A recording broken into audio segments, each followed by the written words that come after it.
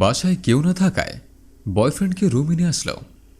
শিউলি করিমের হাত ধরে বাড়িতে ঢুকল। এদিক ওদিক তাকিয়ে দেখলেন কাউকে দেখা যায় কিনা। কাউকে দেখতে না পেয়ে করিমকে নিয়ে শিউলি ঘরে চলে গেলেন। কিছুক্ষণ পর শিউলির ভাবি শিউলি রুমের পাশ দিয়ে যাচ্ছিলেন। ঘরের দরজা দিয়ে দেখে শিউলি চিন্তা করতে লাগলেন। শিউলি তো কখনো এই সময় ঘরের দরজা বন্ধ করে রাখে না। আজ হঠাৎ করে শিউলি ঘরের দরজা বন্ধ কেন? মনে একটি সন্দেহ জাগলে দরজায় টোকা দিয়ে শিউলিকে ডাকতে লাগলেন। কিছুক্ষণ টাকাটাকি করার পর শিউলি দরজা খুলে বের হয়ে আসলেন। শিউলি ভাবিকে দেখে জিজ্ঞেস করলেন, ভাবি কিছু বলবেন? ভাবি বললেন, তুই তো এই সময় রুমের দরজা আটকে ঘুমাস না, আজকে হঠাৎ দরজা বন্ধ করে ঘুমাচ্ছিস কেন? শিউলি বললেন, ভাবি শরীরটা ভালো লাগছিল না, তাই একটু শুয়েছিলাম। তোমার কোনো কাজ থাকলে বলো, আমি করে দিচ্ছি। ভাবি বললেন, তোর রুমে আমার একটা শাড়ি আছে, তাই শাড়িটা নিতে আসলাম।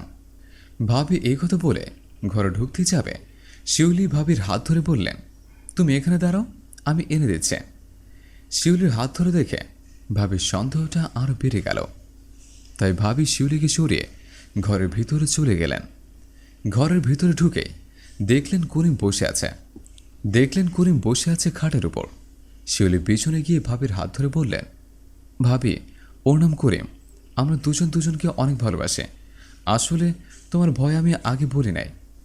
ভাবি বললেন, দেখো শিউলি, তুমি কাউকে না জেনে তোমার বয়ফ্রেন্ডকে এভাবে বাড়িতে এনে ঠিক করো নি। তোমার ভাই যদি কোনো মতে জানতে পারে তাহলে তোমাকে মেরে ফেলবে। শিউলি বললেন, ভাবি ও অনেকদিন ধরে আমাদের বাড়ি আসতে চায়, ভাইয়ের ভয়ে আনতে পারেনি। আজ যখন নিয়ে আসছি আমি এখনই পাঠিয়ে দিচ্ছি, তুমি কাউকে কিছু বলো না।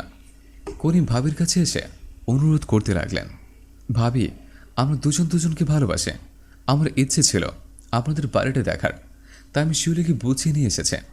আমি এখন চলে যাচ্ছে, আপনি কাউকে কিছু বলবেন না প্লিজ।